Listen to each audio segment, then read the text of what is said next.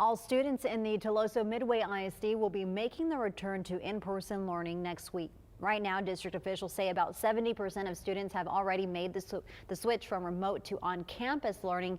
The decision to have everyone return was made by trustees this past Monday. Our Bill Churchwell spoke with the district superintendent about the decision and has that update for us tonight.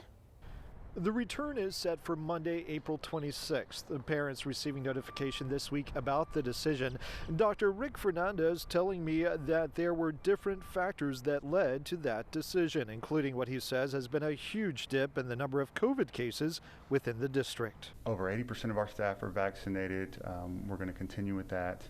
70% of our students are already back to in-person instruction. And to me, that speaks volumes for what our community wants is, hey, we're already feeling like, hey, we need to be back in school. Dr. Fernandez said other factors include a learning loss due to some students not being in the classroom and the strain on staff having to do both in-person and remote at the same time.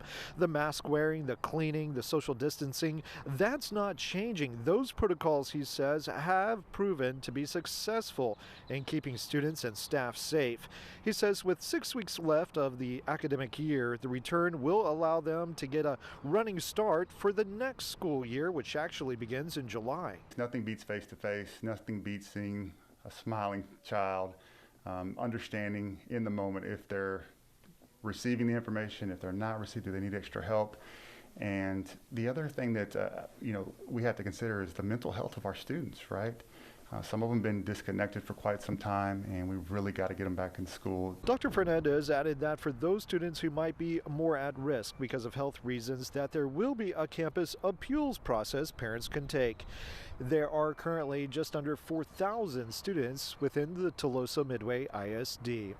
Reporting from the administration building, I'm Bill Churchwell, 3 News.